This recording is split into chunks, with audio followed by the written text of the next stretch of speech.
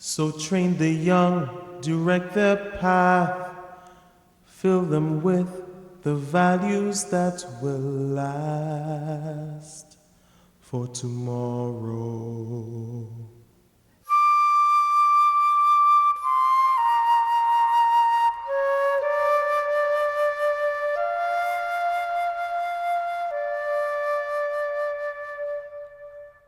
As the sun had begun to set on colonialism in the early 20th century, in Antigua, our forefathers started to rise from the false identity imposed on them by a white dominated plantation society.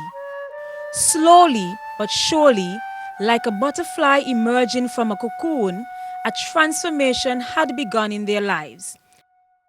They were finally coming into their own God given identity, and for the very first time, they were on their own in their own country.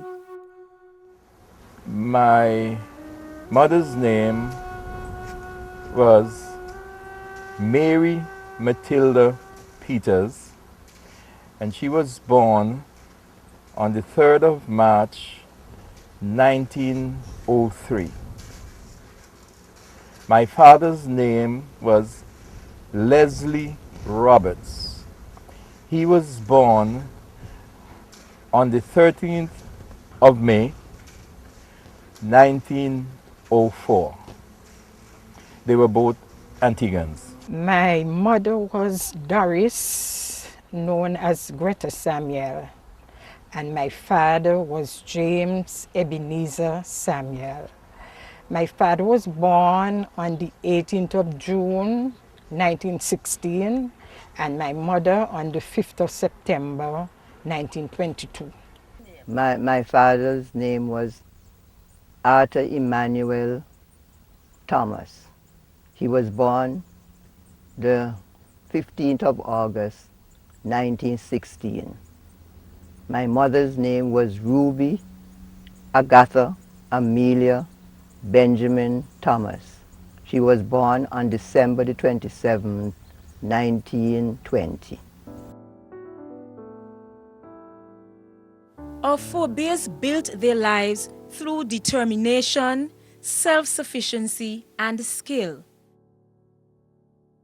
Fathers proudly established themselves as the authority figure and breadwinner within their families, while mothers looked after the children, but by no means were women limited to staying at home.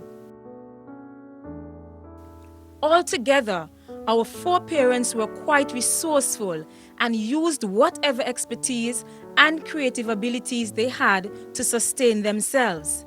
Skills such as pottery, farming, cooking, and fishing were their occupation. My mother stayed at home. She was a housewife. She stayed at home and looked after her children.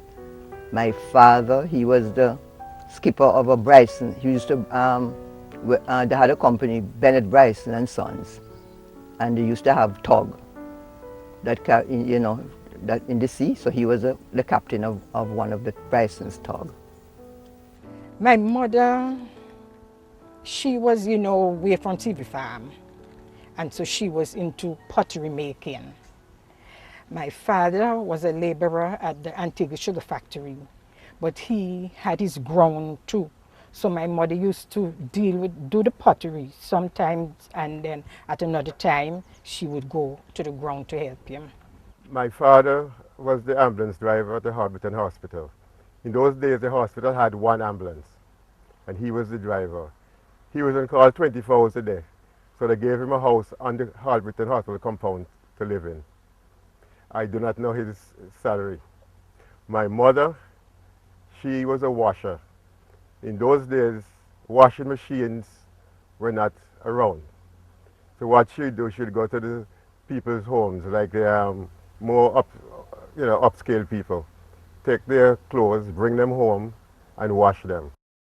What my parents used to do, they used to have a backyard garden where we grow peas, tomato, okra, all kind of peas, Barnabas peas, pigeon peas, white bean peas, just a lot of peas, okras, cassava, tomato, sweet pepper, all kind of pepper and so, vine, potato.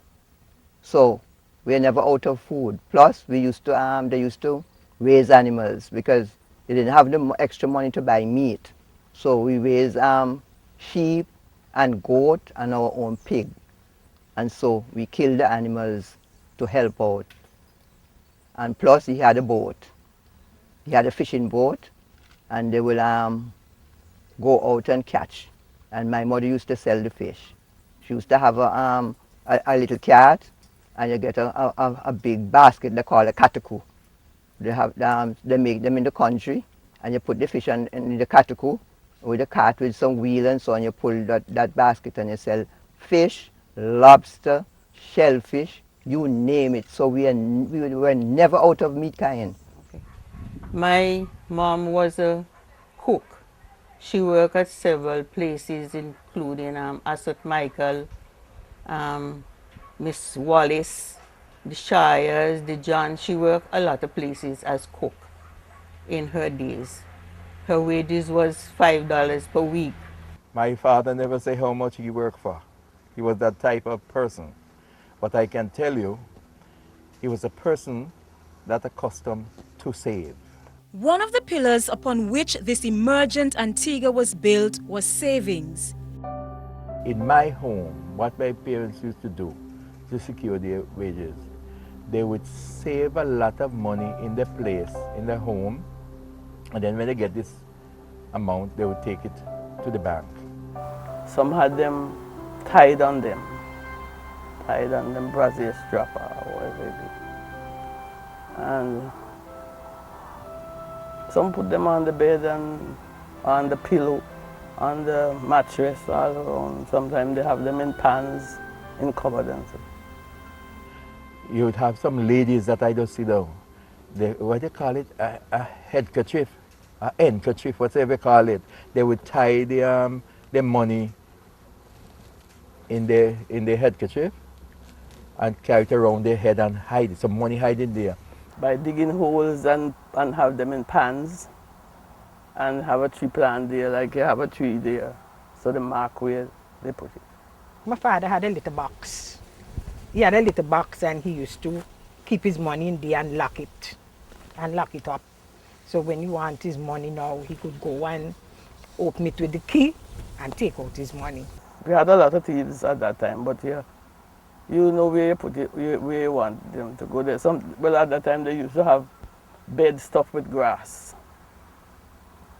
And they make a hole at the top of the bed. And they put in their money in it and push it as far down as their hand can reach. Because they have to find it when they go back. And this is where they used to put their money.